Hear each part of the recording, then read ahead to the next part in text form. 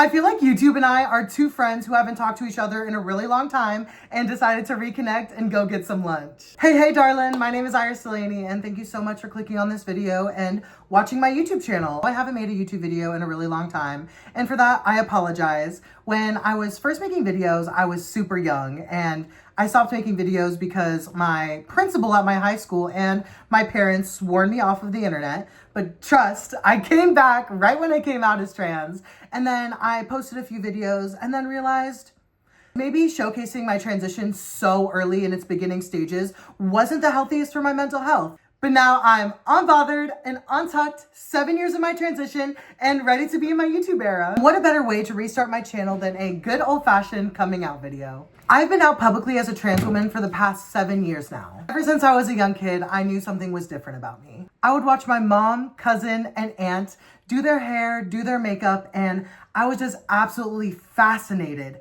by anything and everything that was feminine. Before I really knew what gender or gender identity was or anything like that, I honestly always thought I'd just grow up to be somebody like my cousin, aunt, or mom. I'll never forget the day that I learned that I was born a boy, literally. Watching The Terminator with my grandpa, my uncle, and my dad, and my grandpa asks me, "Oh, don't you think that she's hot?"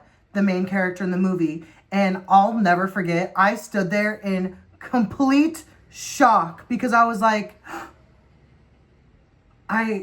I do think she's pretty, but I think she's pretty in the way that I want to be her. In my head, this stuck with me really deeply because this was the first time I kind of realized that I was different than my family. I'll make sure to put a trigger warning at the beginning of this video, but I am going to be speaking about heavy topics such as SA, abuse, and so on and so forth. So if that's not something that you want to hear about, especially when it's pertaining to transphobia, I completely understand. This video might not be for you, but trust, I have so much more content coming your way. Unfortunately, the next memory that I had pertaining to gender roles was when I was being sexually assaulted and molested by my dad's friend and babysitter. I used to remember that my old babysitter would always make comments about how being gay is wrong, being with the same gender is an abomination, and all of this religious nonsense when you were touching on kids. Just for a disclaimer, I do not think that my experience or childhood exploitation shaped or formed my identity in any way. However, it did make me believe that there was something wrong with me for a really long time and imposed this internalized homophobia of just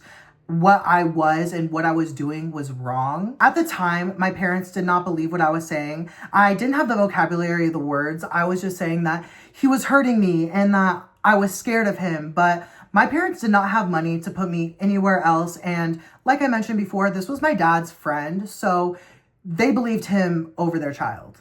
Fast forward to when I was about 14 years old and I come out to my parents as gay. I was watching a lot of Lohanthony and gay YouTubers at the time, and I finally built up the courage one day just to go to their room and say, "Hey, look, listen, I'm gay." Mom starts to cry. She starts getting a little emotional. She starts talking about God because my parents have always been a little religious, but they get way more religious later on in the story. Just keep up with me now. My dad is shockingly supportive. He's like, "Are you going to still take out the trash tomorrow for trash day? Are you still going to do all your chores?" Like, I don't really give a fuck. And honestly, I really appreciated that. It wasn't everyone's favorite thing, but at least I was out. At least I could not hide anymore and just be gay, be a little bit more feminine. And this next part, I will never forget this night. I hear my mom smashing shit, crying, screaming in her room in the middle of the night. And I'm just like,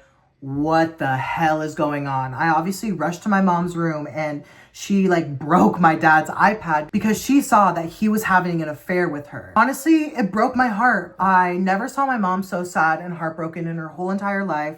She was just inconsolable because her high school sweetheart had just cheated on her. And after that night, my life completely changed. 2 weeks from that night go by and I moved back into my house because I was staying with my aunt at the time so my parents could figure it out, and they completely forgave each other. And my parents tell my sibling and I they are going to make it work and that we are going to be making changes in our family. One of the big changes that they are going to be making is that we are going to be devout Catholics and go to church every single Sunday. And the kids, my sibling and I, are going to be going every single Wednesday to youth group. I did not agree with this. I was really scared. I did not know what was going to happen. I obviously have been, at this point, bullied really badly in school. And honestly, ever since that night that they became religious or whatever, I felt them treat me differently. My dad would start making way more homophobic comments, start talking about how I'm not allowed to get my nails done, allowed to dye my hair, express myself in any kind of way.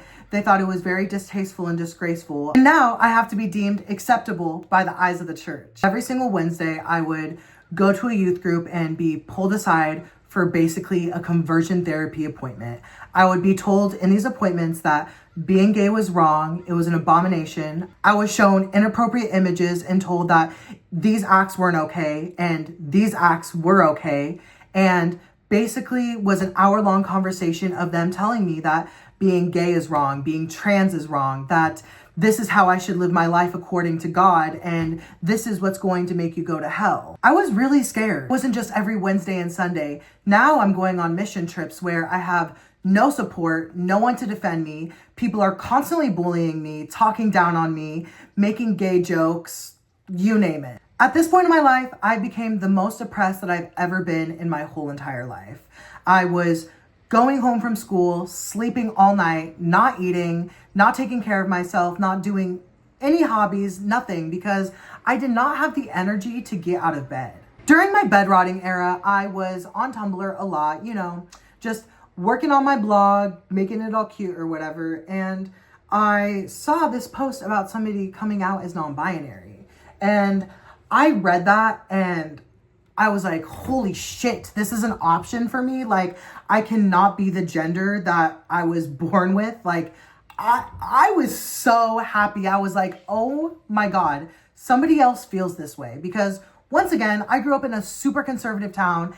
Everyone was really hicky and everyone who went to my school was just not giving that. Like, fast forward 2015, 2016, I come out as non-binary to my mom and she has a very awful reaction. She calls me an alien. She starts to cry. She's just not accepting of it. She doesn't understand and honestly takes it more of a joke. That's when I knew that my parents' threshold could only go so far because yeah, sure, we can accept you being a little gay, but wanting to be a full-on woman or even something that's in between is absolutely not okay. And at that point, I already knew that I was a woman, that I wanted to be a girl, that I wanted to be in dresses and makeup and nails 24/7, but I knew that couldn't be my reality yet. After I came out as non-binary to my mom, I came out as non-binary to my school, and that's when things really started to get violent. That's when people started trapping me in the bathroom saying, you're gonna be a boy, or if you wanna be a girl so bad, then don't leave, and putting their hands on me, taking Trump signs and setting them on fire in front of my house, or taping them to the front of my car or the sides of my car, writing slurs on my locker. I was not a fan favorite in my hometown. At this point, my home life is trash. My school life is trash. I barely have any friends. Didn't know if I had a future ahead of me. However, I did still graduate a year early because I busted my ass and had a mission to get out of my hometown and move away from my parents. Fast forward, I graduate early and I move out of my parents' house and move to the city. This was the first time in my life where I ever felt safe. 2019, I make a post and publicly come out as a transgender woman. I feel like my whole entire life was just waiting for this moment of coming out and allowing myself to be the woman that I wanted to be. And for a while, it was beautiful. I was figuring things out about myself that I had either pushed away or didn't know existed. I was able to really experiment with my hair, makeup, and just like really be free to express myself however I wanted to. But then of course, reality sets in, right? Because I'm on HRT, my body is changing, how I'm interacting with the world is different and changing. When you come out as a transgender person, you are going to lose a lot of people in your life. I really do believe that trans people are so special in the way that we're able to express ourselves authentically and live our life exactly the way we want to. And that intimidates people who are scared. That intimidates people who are hiding true parts of themselves. I came out as a trans woman and over time I lost every single person that I loved and cared about or called a friend. I have no money to my name. I'm not working as much because I'm not being put on the schedule as much because they hate to see a trans woman at work. I have no friends, I have no community, I have nobody. And that's when I decided for myself that I wanted a change and I wanted something new. And that's when I decided to literally donate, throw away, or give away all of my belongings and move to New York. When I first moved to New York, I lived in a hostel and had 16 roommates. I shared a room with 3 different girls. And honestly, everyone who was living in that house was living there because we were all just trying to survive. Fast forward a little bit, I meet my best friend in real life for the first time, Grayson. We have known each other online for honestly ever since I was 13, and we decided to move in together. That was an amazing, great, and fun opportunity. I was only able to stay there for a year because the rent kept raising and I had a hard time keeping a stable job. And after that lease that ended in New York, that's when I became homeless. I'd moved to Colorado, to Arizona, back to Colorado, either living in a shelter, on the streets, on friends' couches, quite literally anywhere that I could lay my head, I was sleeping there. I had no family support, I had no credit, I had no money.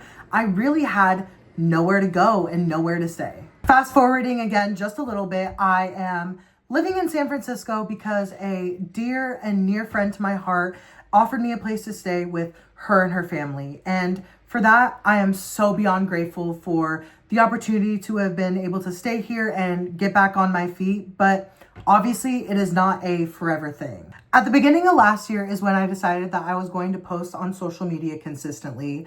I made this decision for myself because I honestly felt really alone. I felt like I had nobody in my life or nobody in my corner that really understood or listened to me. I wanted to be a voice for those who felt similarly to me. Since May of last year, I went from 4,000 followers on Instagram to almost 40K followers on Instagram. And that's just for me posting consistently, doing my cute little videos, doing my outfit of the days. And people don't even realize that I was literally in some of the worst positions of my life making those videos. And outfit repeating, honestly, most of the time because I didn't have many clothes to even wear or choose from. I honestly just putting whatever on and stepping in front of the camera and making shit shake. You're like, Iris, what about now? Honestly, I'm still in a pretty similar situation from when I left New York the first time.